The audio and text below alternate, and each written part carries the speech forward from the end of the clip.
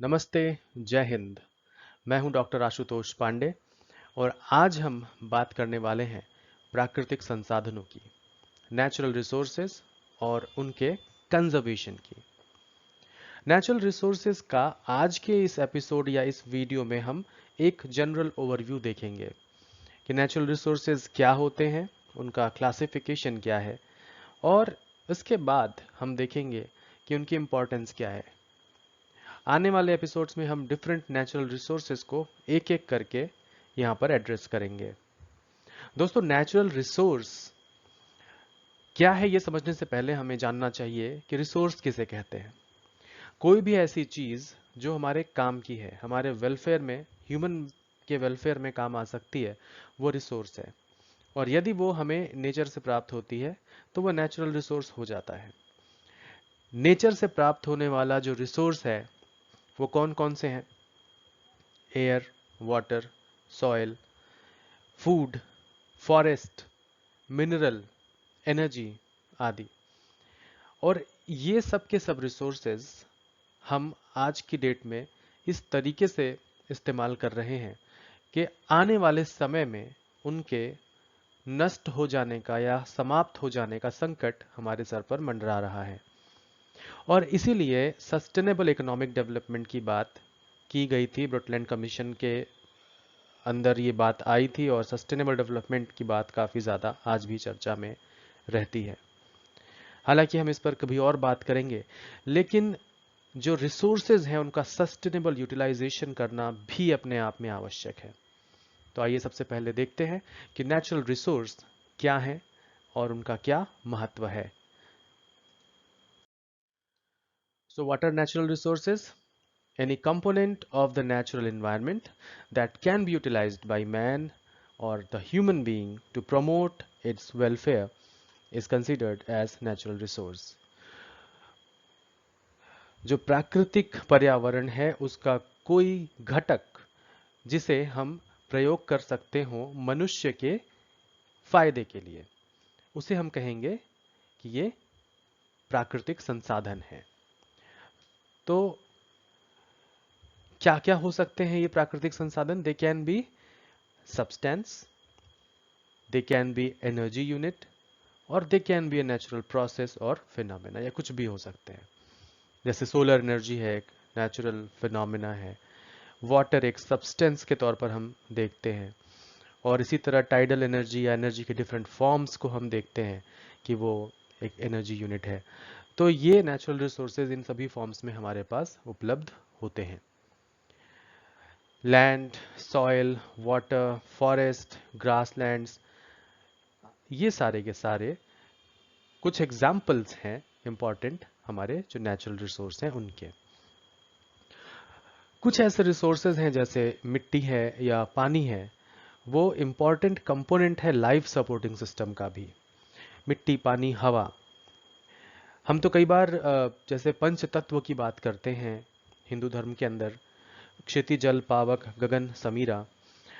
तो इसमें ये तीन मेजर जो कंपोनेंट्स हैं, एयर, वाटर और सॉइल, ये यहाँ पर भी शामिल हो जाते हैं। These are certain natural resources which are also important component of life supporting system. तो चलिए एक बार देख लेते हैं कि क्लासिफिकेशन जो नेचुरल रिसोर्सेज का है वो हम किस तरीके से कर सकते हैं। नेचुरल रिसोर्सेज को हम दो मेजर कैटेगरीज में डिवाइड कर सकते हैं, क्लासिफाई कर सकते हैं। पहली है एग्जॉस्टिबल और दूसरी है इनएग्जॉस्टिबल।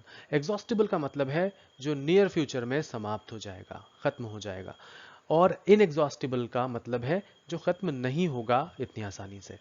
इनएग्जॉस्टिबल रिसोर्सेज में हम देख सकते हैं क्या क्या आ रहे हैं। सोलर एनर्जी है, विंड पावर है, रेनफॉल है, पावर ऑफ टाइड्स है और हाइड्रो इलेक्ट्रिसिटी या हाइड्रो पावर इसमें शामिल है।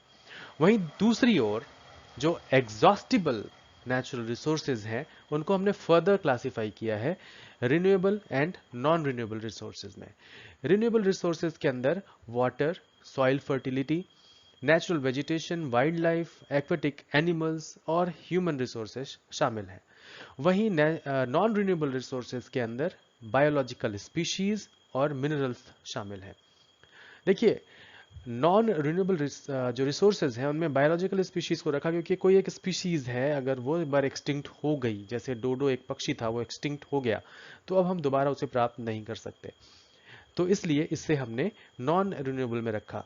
वहीं जो ह्यूमंस हैं या फिर जो डिफरेंट अदर है उसको हमने इधर रखा है। अगर देखो ह्यूमंस को हम, आप कह सकते हो कि ये भी तो एक स्पीशीज है तो हम यहाँ रख सकते हैं, बट हम एक रिसोर्स के तौर पर देख रहे हैं कि humans can be, they can reproduce and new human resources can be produced by the process of reproduction. हालांकि किसी एक सिंगल स्पीशीज की अगर हम बात करते हैं बायोलॉजिकल सिस्टम में, तो that is non renewable. Human भी नॉन रिन्यूएबल है अगर वो स्पीशीज के तौर पे आप कंसीडर करें, तो यहाँ कंफ्यूज नहीं होना है, यहाँ पर हम सिर्फ रिसोर्स के तौर पर इसकी बात कर रहे हैं। जो बायोफ्यूल्स होते हैं उनको भी हम रिन्यूएबल रिसोर्सेज के अंदर रखेंगे। ठीक है, तो ये हो गए नेचुरल रिसोर्सेज के क्लासिफिकेशन। तो एक बार समझते हैं कि इनएग्जॉस्टिबल रिसोर्सेज क्या हैं। So they are available in unlimited quantities on the earth. तो धरती पर इनकी जो अवेलेबिलिटी है in terms of quantity, they are unlimited. While some inexhaustible resources remain virtually unaffected by human impact, many others may show some changes in their quality, though their quantity may remain unchanged. तो quantity wise आप देखोगे तो उसमें कोई खास change नहीं आएगा, लेकिन क्वालिटी हम डिटोरिएट कर सकते हैं। जैसे एयर पोल्यूशन कर दिया तो एयर की क्वालिटी खराब हो गई। तो रिसोर्सेज जैसे सोलर है, सोलर एनर्जी है, विंड पावर है, टाइड पावर है, रेनफॉल है, ये सारे के सारे इनएग्जॉस्टिबल रिसोर्स के अंदर आते हैं। और कुछ केसेस में लोकली अफेक्ट हो सकते हैं ह्यूमन एक्टिविटीज से, जैसे मैंने एग्जांपल भी दिया कि पॉल्यूशन में change the quality of air. तो क्वालिटी खराब की जा सकती है ह्यूमन के द्वारा, बट क्वांटिटी पर कोई खास फर्क नहीं पड़ेगा ह्यूमन के इंटरफेरेंस का इनएग्जॉस्टिबल रिसोर्सेज के ऊपर।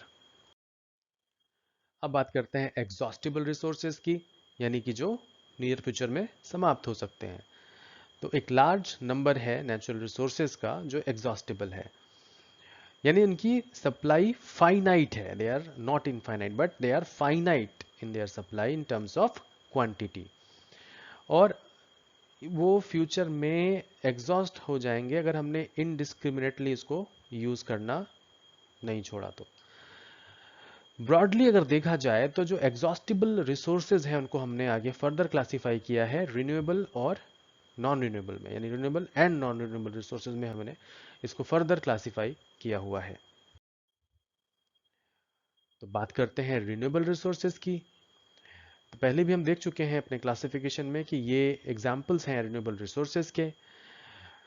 इसी तरह से जो बायोटिक रिसोर्सेज हैं ज्यादातर वो रिन्यूएबल हैं। कैसे रिन्यूएबल है?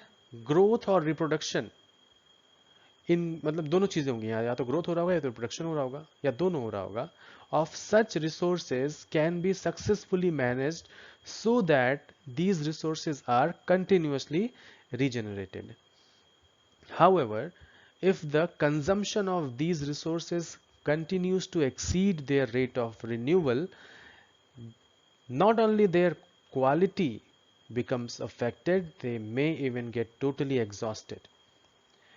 तो इसीलिए इसे रिन्यूएबल कह रहे हैं। Renewable resources are exhaustible, okay, and they are exhaustible because the rate of regeneration जो है इसका, अगर जो उसका रीजनरेशन का रेट है उससे ज्यादा तेजी से हम उसको यूज करने लग जाएं, यानी जिस रेट से वो रिन्यू हो रहा है उससे ज्यादा तेजी से आप उसको यूज कर रहे हो, तो फिर क्या होगा? अल्टीमेटली क्या होगा? ये टोटली एग्जॉस्ट कर जाएंगे। अब जब हम रिन्यूएबल रिसोर्सेज की बात कर रहे हैं तो एक बार देखते हैं कुछ एग्जांपल्स जो कुछ सेलेक्टेड इकोसिस्टम्स के हैं और उनके इंपॉर्टेंट रिन्यूएबल प्रोडक्ट्स के हैं।